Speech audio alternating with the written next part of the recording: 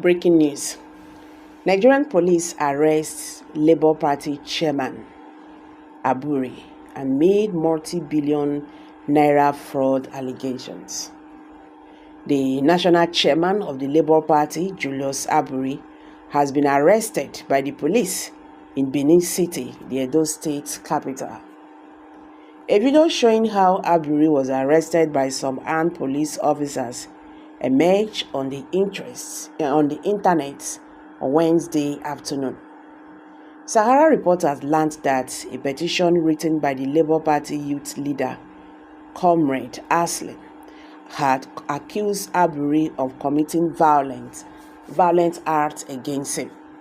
Also, the suspended National Treasury of the Labour Party, Mrs. Oluchi Okpara, had insisted that Abure must submit the party's finance to a forensic audit and explain the source of funds used by him to acquire properties in Nigeria and overseas between 2022 and 2023. Okpara, who was suspended by the party earlier this month, in a memo to the party's leadership obtained by Sahara reporters, stated that Abure must account for the 958 million raised from off-cycle elections in 2023, provide paper trails and document evidence of adherence to due process. She added that the party's national chairman must declare every single dollar raised from the 2023 U.S. fundraising tour and provide documentation on where donations were warehoused and how some was appropriated. Sahara reporters earlier reported that Okpara called on Abure to render an account of party funds amounting to over 3.5 billion. Okpara, who made the demand during a press conference, had said that the money was the proceeds of the sale of farms and sundry fundraisers from the 2023 general elections. The party thereafter, on Wednesday, suspended her for 6 months amid the crisis.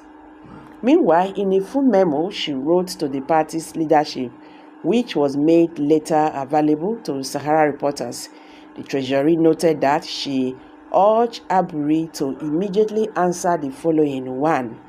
Provide documents for the 3.5 billion raised from the sale of farms from the 2023 elections and why Edo State proceeds went into private accounts. 2.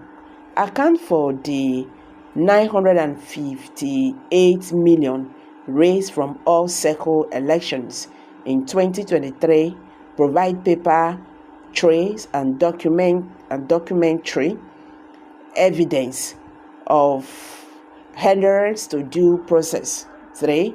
Declare every single dollar raised from the 2023 U.S. fundraising tour and provide documentation on where donations were warehoused and how some was appropriated.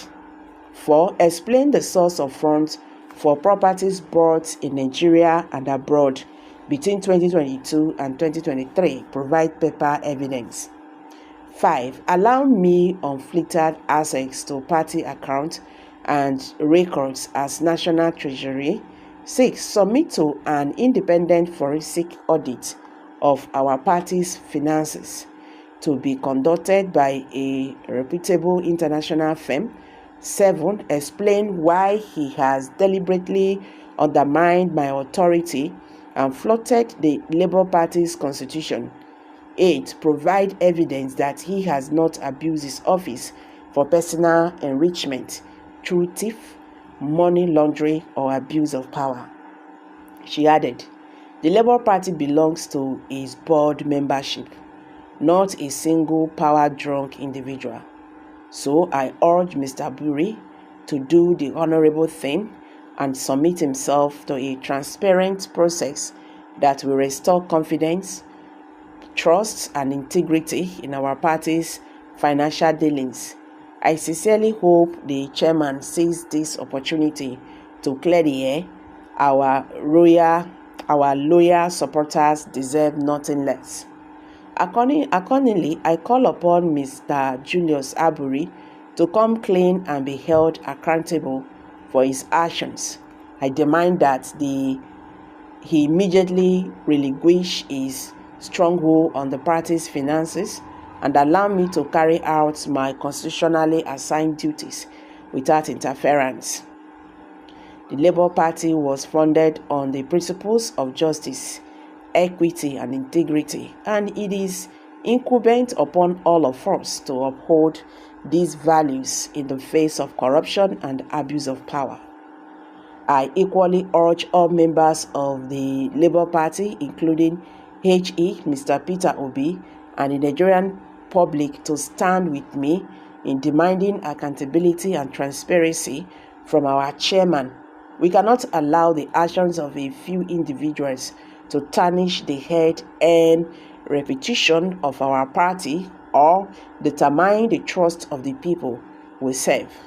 It is time for change, and I stand ready to fight for the principles that define us as party and as a nation. She proceeded to lodge us at the Smart Homes Hotel, unknown to us that she was plotting a sinister and a gruesome ambush. The next morning, a man named Austin Emeke came to pick me and my colleague, Mr. Patrick, up from the hotel lobby, pretending to take us to a meeting venue.